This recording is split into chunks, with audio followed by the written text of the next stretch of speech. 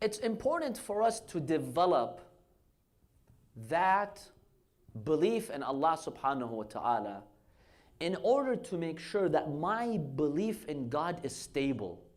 See, we all claim we believe in God, but if a tragedy happens, something happens, I have doubts, I lose my faith. And if I lose my faith, I destroy my dunya and I destroy my akhirah.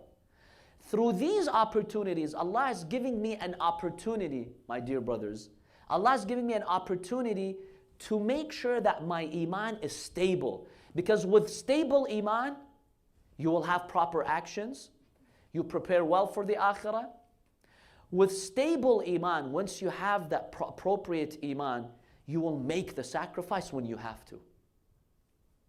Oftentimes we're presented with a situation, we have to sacrifice, but we don't because we're not sure inside. But Allah is training you to have that fixed iman, to fully trust Him. So when the time comes, you do the right thing. Because oftentimes we don't do the right thing because we're shaky. Allah wants to train you. And that's how He trains you. And let me give you an example. Speaking of training, allow me to give you this example. One scholar shares this example. It's really fascinating. If you've ever seen how a team operates, let's say you have a football, soccer team.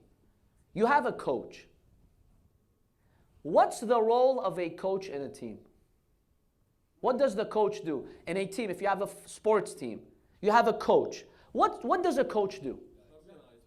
He trains, right? The coach's goal is to train.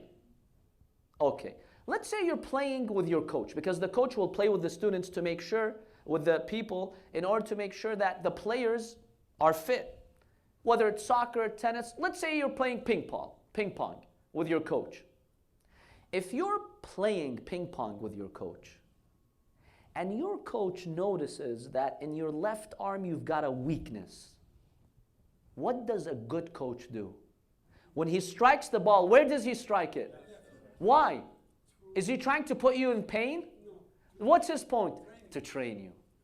Because he sees a weak spot. If your right hand is strong, he's not going to strike it there because he's not concerned about your right hand. He's concerned about the left hand. Allah is the Rabb, the Murabbi. What do we call the coach in Arabic? Mudarrib. In Farsi, what do they call him? Murabbi. I love the word Murabbi because that's what a coach does. The coach trains you and raises you, and the name of Allah is the Rabb. The name of Allah subhanahu wa ta'ala is the Rabb. Allah is your coach. Allah sees, I've got a weakness there. What does Allah do if He really loves you? He keeps throwing obstacles in that weakness. Why? To train you. Whenever you see difficulty, my brothers, whenever you see a problem in your life, a difficulty, a challenge, that's the message Allah is sending you that you've got a weakness there. Work on it. Because in your area of strength, Allah doesn't test you, trust me. He doesn't need to test you. You're strong in that area. Why does He test you? He tests you in your areas of weakness because He's your coach and He's training you.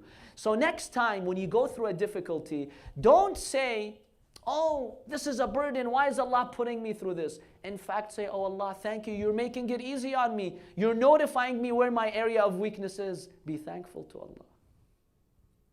That's how a coach trains you.